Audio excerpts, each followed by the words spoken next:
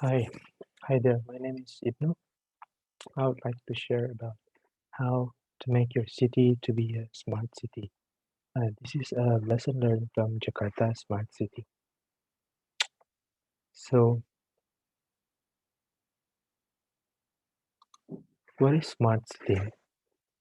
Uh, Smart city is when your city uses different types of electronic methods and sensors technology, for example, to collect data.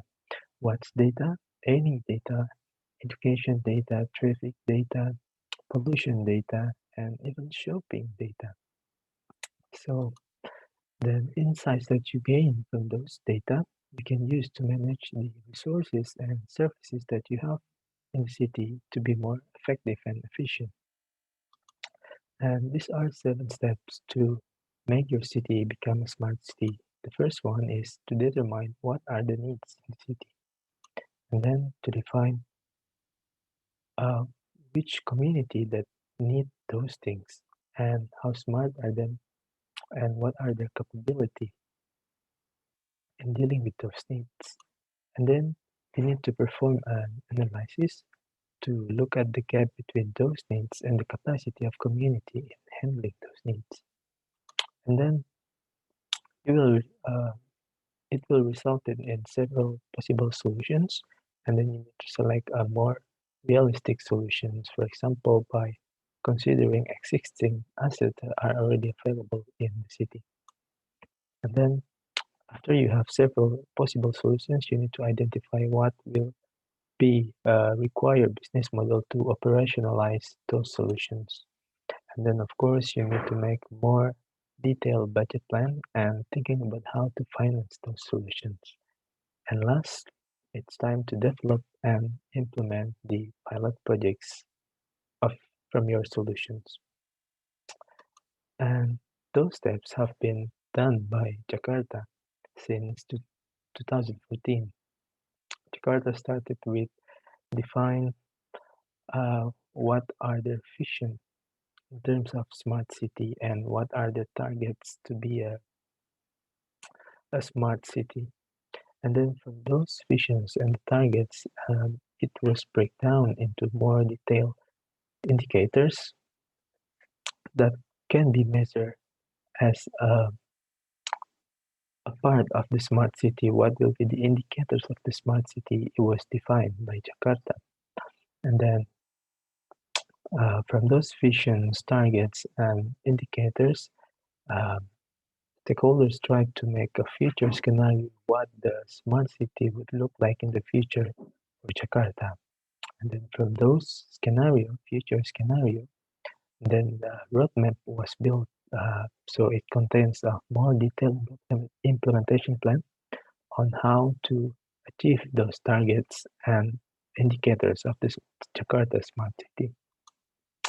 So to do so, basically there are 3 components that are working. The first one is the government that working with different partners, companies, NGOs, and other stakeholders that building the technology to monitor um, problems in the city. For example, flood problem, waste problem, and then the data and then is collected in a big data server that are integrated into one integrated system that are managed by the professionals um, in an integrated way. And then, of course, this system then can be assessed by the community where they can contribute to that system by making any reports. For example, if they uh, have a flood problem in their neighborhood or they found the waste problem near their area, they can make a report to the government.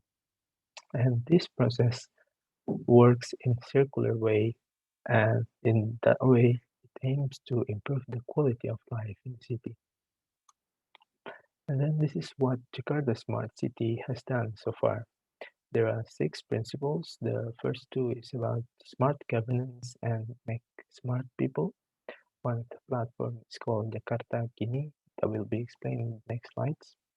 And the other principles are smart mobility and smart environment, where The government helps citizens to track the pollution of their vehicles.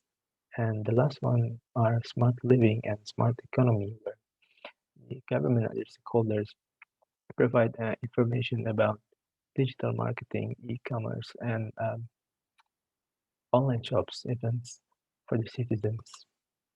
And this is one of the platforms that we mentioned before, Jakarta Kini, that where the citizens can make a report or respond to the any events in the city. For example, in the case of COVID-19 and the lockdown policy, so the citizen can make report if they find any mass gathering or crowd that are dangerous or potential for the transmission of the COVID-19, so they can report through the mobile app and they can report it in anonymous way, so their identity is safe when they did report this. And another product of Jakarta Smart City is where the government provides an information in a mobile app about the locations of where the citizens can do the emission check for their vehicles. And of course, we don't want only Jakarta is the one who making that progress. We also want this smart city concept is to be applied in another city in Indonesia. And another potential city for that is Palembang in South Sumatra. And this city could be a pilot smart city in Sumatra Island. Why this city? The first one is because the city is one of the cities with the highest crime rate in Indonesia, and this crime rate is increasing up to 5% during this COVID-19 pandemic.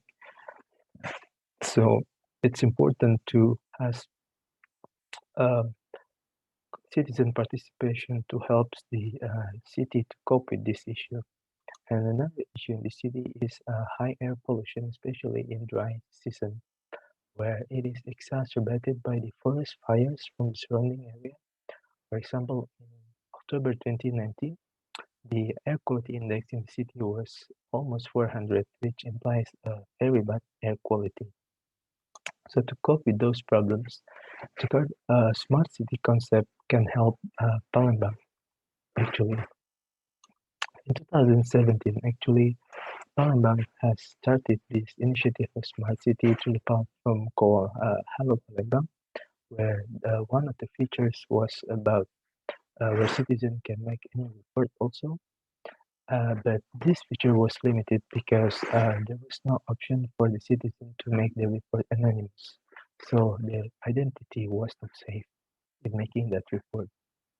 And also, unfortunately, in 2019, the project stopped and the infrastructures, for example, like CCTV, big data server, was going useless. And then, of course, now in 2021, it's a good time, a good opportunity to restart this initiative and reuse the existing infrastructures that are already there. And also, it will help the city to recover from the COVID-19 pandemic. Okay, that's all. Thank you.